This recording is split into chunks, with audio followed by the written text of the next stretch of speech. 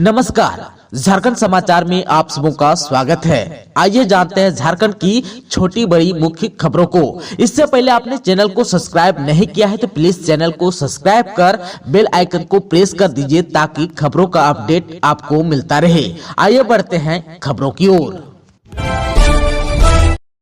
नए साल पर एक्शन में है झारखंड पुलिस। राजधानी रांची में 68 जगहों पर तैनात रहेगी टीम। न्यू ईयर के मौके पर सुरक्षा व्यवस्था को लेकर रांची जिले में 68 स्थानों पर पुलिस पदाधिकारी की तैनाती की गई है।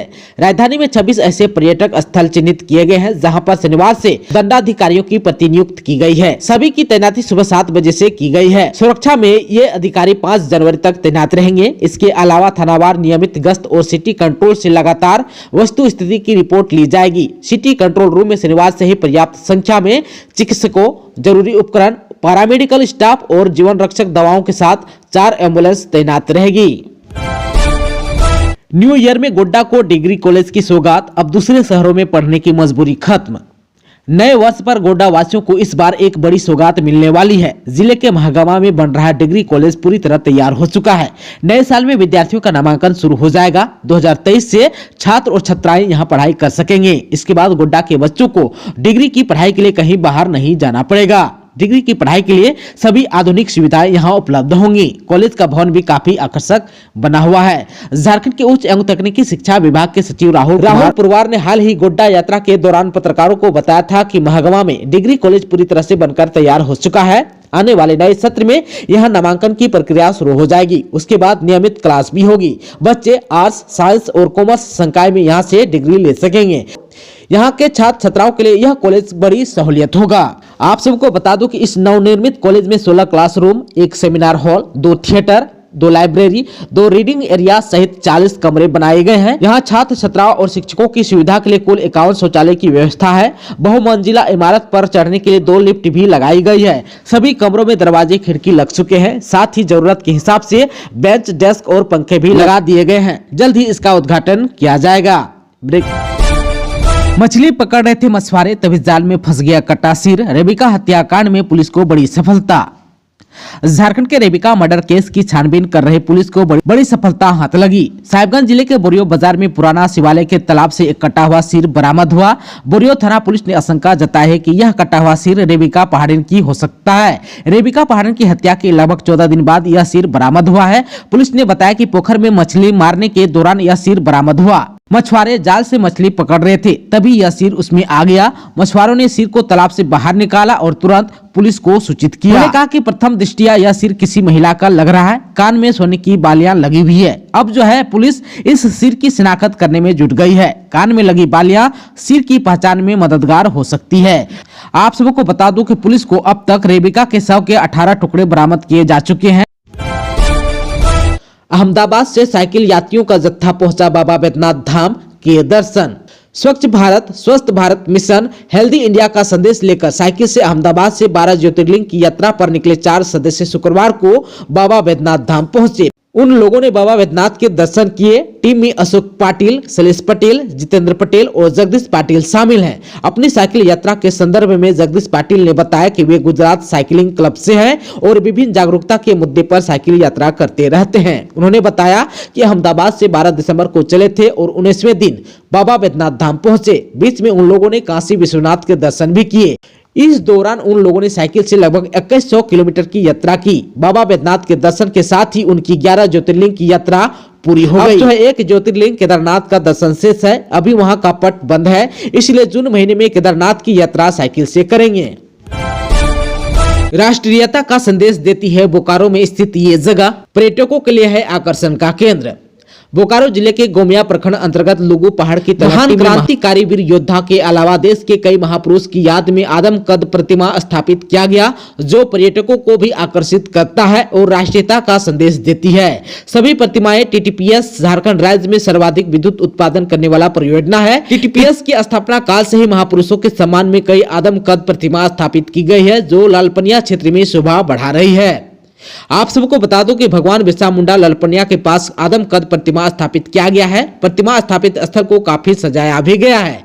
बैंक मोड़ के समीप चौराहा में राष्ट्रपति महात्मा गांधी की प्रतिमा स्थापित किया गया है, जो शांति का पाठ लोगों को पढ़ाता है। वहीं स्टेट बैंक के पास मैदान में दानवीर भामा शाह की प्रतिमा स्थापित किया गया है, जहाँ प्रतिमा स्थल में पार्क भी बनाया गया है। रामगढ़ रोड के किनारे चौराहा में डॉक्टर भीमराव अंबेडकर की आदमकद प्रतिमा स्थापित की गई है, जो संविधान और सामाजिक न्याय का संदेश देता है। टीटीपीएस प्लांट जाने के पूर्व बाबा तिलका मांझी की प्रतिमा स्थापित की गई है, जो सभी को क्रांति का पाठ पढ़ाता है। ये सभी प्रतिमा महापुरुषों की याद में टीटीपीएस प्रबंधन के द्वारा निर्माण किया गया है, जो लालपनिया की भूमि को आकृष्ट करता है। उम्र सीमा नहीं बढ़ी तो नौकरी से वंचित हो जाएंगे हजारों माइनिंग सरदार और ओवरमैन अभ्यर्थी। उम्र सीमा नहीं बढ़ाई गई तो हजारों माइनिंग सरदार और ओवरमैन अभ्यर्थी नौकरी से वंचित हो जाएंगे। कोल इंडिया की सहायक कंपनी एनसीएल समेत अन्य कई कंपनियों ने वैकेंसी निकाल रखा है, परंतु उम्र सीमा में वृद्धि का मामला कोल इंडिया स्तर पर लंबे समय से लंबित है। ऐसे में माइनिंग सरदार और ओवरमैन की वैकेंसी में उम्र सीमा में बढ़ोतरी करने की मांग फिर से तेज हो गई है। आप सबको बता दो कि इनमोसा समेत कई श्रमिक संगठनों ने कोयला मंत्रालय व कोल इंडिया प्रबंधन से उम्र सीमा में 5 साल तक की बढ़ोतरी की मांग की है। इनमोसा के उप महामंत्री कुश कुमार सिंह ने कहा है कि कोल इंडिया और इसकी अनुषंगी कंपनियों ने लगातार वैकेंसी नहीं निकालने से माइनिंग सरदार व ओवरमैन की दक्षता प्राप्त हजारों युवा उम्र सीमा गुजर जाने से चिंतित हैं। झारखंड में पीएम आवास का पैसा लेकर घर नहीं बनवाया, अब जो है लटकी जब्ती कुर्की की कार्रवाई की तलवार। लोहरदगा जिला के भंडरा प्रखंड में प्रधानमंत्री आवास योजना के 15 लाभुकों पर प्रमाण पत्र केस यानी कि सर्टिफिकेट केस दर्ज कराने की तैयारी पूरी कर ली गई है। सभी 15 लाभुकों पर आगामी 5 जनवरी को केस दर्ज कराया जाएगा। आप सबको बता दूं कि इन लोगों ने योजना के तहत पूरे पैसे ले लिए, लेकिन अब तक आवास निर्माण का काम पूरा नहीं करवाया है। आप सबको बता दूं कि जिला प्रशासन के निर्देश पर प्रखंड प्रशासन के कई नोटिस के बावजूद जब इन्होंने मकान का निर्माण कार्य पूरा नहीं करवाया, तब अब प्रखंड विकास पदाधिकारी यानी कि बीडीओ ने 6 लोगों पर प्रमाण पत्र केस दर्ज कराने की तैयारी कर रहे हैं। इस संबंध में प्रखंड विकास पदाधिकारी रंजित कुमार सिन्हा ने बताया कि इन लोगों को 4 वर्ष पूर्व ही पीएम आवास योजना के तहत आवास निर्माण कराने के लिए राशि मिली थी, लेकिन अब तक इनका मकान पूरा नहीं हुआ है। प्रधानमंत्री आवास योजना की राशि लेकर मकान नहीं बनवाने वाले लाभुकों की अब खैर नहीं। जोहार झारखंड ऐप से मिल रही है पर्यटन स्थलों को देश भर में पहचान, इन्फ्लुएंसर बुक ऑफ वर्ल्ड में बनाया रिकॉर्ड। झारखंड के पर्यटक स्थल, ऐतिहासिक स्थल और धार्मिक स्थलों को देश विदेश में पहचान मिल रही है। इस कार्य में झारखंड राज्य के 11 युवक और युवती लगे हुए हैं। ये लोग द जोहार झारखंड ऐप बनाए हैं, जिसके माध्यम से राज्य के जितने भी टूरिज्म स्पॉट हैं उसका प्रचार प्रसार कर रहे हैं। इतना ही नहीं, ये सभी युवा प्राकृतिक संरक्षण पर भी काम कर रहे हैं। आप सबको बता दूं कि टूरिज्म को लेकर इन युवाओं ने कई अवार्ड भी जीता है। इनमें प्रमुख influencer book of world record और उत्तर प्रदेश में राष्ट्रीय प्रतिष्ठा अवार्ड भी मिला है। यूपी के मणिकर्णिका आर्ट गैलरी में युवकों द्वारा खींची गई टूरिज्म का फोटो भी लगाया गया है। झारखंड के बेटी ने किया है कमाल, इस महिला एथलीट ने टारगेट ओलंपिक पोडियम स्कीम में पाई जगह। आर्थिक और पारिवारिक परेशानियों और सुविधाओं और संसाधनों की कमी को दरकिनार करते हुए झारखंड के एथलेटिक्स खिलाड़ी लगातार बेहतर प्रदर्शन कर रहे हैं। गुमला जिले के आशा किरण बाला भी इन्हीं में से एक है। इनका चयन एथलेटिक्स के senior camp target Olympic podium scheme यानी टॉप्स के लिए किया गया है। स्पोर्ट्स अथॉरिटी ऑफ इंडिया की ओर से यह कैंप बेंगलुरु में 23 नवंबर 2022 से आयोजित किया जा रहा है, जो 31 मार्च 2023 तक चलेगा। इसमें सबसे अहम बात यह है कि आशा 16 वर्ष की आयु में इस सीनियर कैंप में शामिल होने वाली देश की पहली खिलाड़ी बन गई है। वहीं झारखंड से चुनी जाने वाली यह पहली एथलीट है। उनके कोच आशु भाटिया ने बताया कि इस वर्ष सीनियर एथलेटिक्स खिलाड़ियों के कैंप में 5 नए चेहरों को जगह दी गई थी, जिसमें आशा सबसे कम उम्र की खिलाड़ी है। नए साल में बदलेगा झारखंड के मौसम का मिजाज, छाएंगे बादल, रहेगी धुंध। मौसम केंद्र के अनुसार नए साल की शुरुआती सप्ताह में कहीं कहीं हल्के से मध्यम दर्जे की वर्षा हो सकती है। केंद्र ने पूर्वानुमान लगाया है कि 4 और 5 जनवरी को राज्य के मध्य यानी कि रांची, बोकारो, रामगढ़, हजारीबाग, गुमला तथा खूंटी में और दक्षिणी भाग यानी कि पूर्वी सिंहभूम, पश्चिमी सिंहभूम, सिमडेगा और सरायकेला खरसावां भागों में कहीं कहीं हल्के से मध्यम दर्जे की वर्षा हो सकती है। चूंकि 1 जनवरी से ही बादल छाए रहेंगे, ऐसे में न्यूनतम तापमान थोड़ा चढ़ा रहेगा, जबकि अधिकतम तापमान गिर सकता है। सुबह में धुंध हो सकती है। आप सबको बता दो कि पलामू प्रमंडल में कड़ाके की ठंड पड़ रही है। वहां का न्यूनतम तापमान पिछले 3-4 दिनों से 10 डिग्री सेल्सियस से नीचे चल रहा है। शुक्रवार की सुबह जो है 5:30 पर डाल्टनगंज का न्यूनतम तापमान 9 डिग्री सेल्सियस के आसपास था। वहीं कोल्हान प्रमंडल के जिलों में अन्य जिलों की तुलना में अभी कम ठंड पड़ रही है। आप सबको बता दूं कि देवघर बाबा नगरी में भी ठंड बढ़ गई है। मौसम विभाग के अनुसार शुक्रवार का दिन जो है इस वर्ष का सबसे अधिक ठंडा रहा। देवघर का न्यूनतम तापमान 11 डिग्री और अधिकतम तापमान 17 डिग्री दर्ज किया गया। सुबह से ही देवघर का कई इलाका कोहरे की चपेट में था। धूप रहने के बाद भी मौसम में आंशिक कोहरा छाया रहा। शाम होते ही शीतलहरी चलने लगी। मौसम में ठंडक बढ़ती गई। देर रात तक पारा 11 डिग्री तक दर्ज किया गया। मौसम विभाग के पूर्व अनुमान के अनुसार 3 जनवरी तक देवघर में ठंड बरकरार रहेगी। 31 दिसंबर की रात को भी यानी कि बीती हुई रात को भी शीतलहरी चला। अमित शाह के झारखंड दौरे को लेकर बोला झामुमो, जितना भी भटक ले 2024 में कहीं अटक नहीं पाएंगे। केंद्रीय गृह मंत्री अमित शाह 7 जनवरी को चाईबासा आएंगे। इस पर झामुमो ने कहा कि भाजपा की फील्ड में स्थिति खराब हो गई है। पार्टी के वरिष्ठ नेता सुप्रियो भट्टाचार्य ने कहा कि श्री शाह का आना सहयोग नहीं बल्कि भाजपा का डर है। राज्य सरकार के काम से भाजपा को यह समझ में आ गया कि आगामी लोकसभा चुनाव की दिशा और दशा क्या होगी। 16 माह पहले ही उनको राजनीतिक क्लास करनी पड़ रही है, वह भी ऐसे सांसदीय क्षेत्र में जहां उनका कोई भी प्रतिनिधि नहीं है। श्री भट्टाचार्य ने कहा कि वे चाहते हैं कि अमित शाह जी वस्तु स्थिति से अवगत हों। उन्होंने कहा कि वर्ष 2023 राजनीतिक तौर पर पार्टी के लिए संकल्प होगा कि 2024 में झारखंड भाजपा से मुक्ति का वर्ष बने। अमित शाह जितना भी भटक ले 2024 में कहीं अटक नहीं पाएंगे। पत्थर ही नहीं बालू और कोयले के अवैध कारोबार पर भी है पंकज मिश्रा का कब्जा।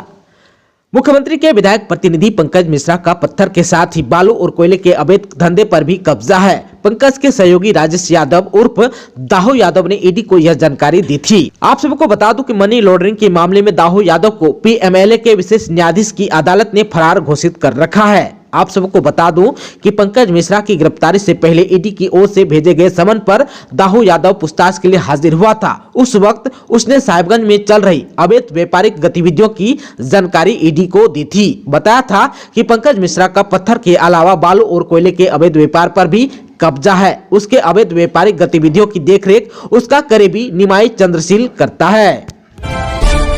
विवादों के घेरे में झारखंड आंदोलनकारी को चिन्हित करने वाले आयोग कर्मियों पर लग रहे हैं वसूली का आरोप। वर्तमान गठबंधन वाले सरकार के लिए झारखंड आंदोलनकारियों को सम्मान और पेंशन देने का एजेंडा पहली सूची में है। इसके लिए झारखंड आंदोलनकारी चिन्हितीकरण आयोग का गठन हुआ। अब आंदोलनकारियों को सम्मान देने वाला आयोग ही विवादों के घेरे में है। सेवानिवृत्त पुलिस अधिकारी दुर्गा उरांव के अध्यक्ष बनने के बाद आयोग में 20 पुलिसकर्मी आयोग के कामकाज और आंदोलनकारियों की ओर से आने वाले आवेदकों के जांच के लिए प्रतिनियुक्त किए गए। अब रांची जिला बल के एएसआई चौधरी राघवेंद्र राय पर पैसे वसूली के आरोप लग रहे हैं। झारखंड आंदोलन से जुड़े अजय कृष्ण ने मुख्यमंत्री सचिवालय को पत्र भेज एएसआई की शिकायत की है। कोडरमा से मिली शिकायत में कहा गया है कि यह व्यक्ति आंदोलनकारियों से गुपचुप तरीके से पैसे लेकर काम करता है। ऐसी ही शिकायत गढ़वा से भी आई है। गढ़वा के रामजीत महतो, राजेश मेहता सहित कई लोगों ने पेयजल मंत्री मिथिलेश ठाकुर को पत्र लिखकर एएसआई की शिकायत की है। इधर जो है विभाग ने मामले की छानबीन के लिए आयोग को पत्र भेजा है। सूचना के मुताबिक इसकी जानकारी अध्यक्ष दुर्गा उरांव को भी अब तक कार्रवाई नहीं हुई है। दोस्तों, अभी तक आपने चैनल को सब्सक्राइब नहीं किया है तो प्लीज चैनल को सब्सक्राइब कर बेल आइकन को प्रेस कर दीजिएगा ताकि खबरों का अपडेट आपको मिलता रहेगा। इसके साथ ही आज के खबरों में बस इतना ही। हमें दीजिए इजाजत। नमस्कार।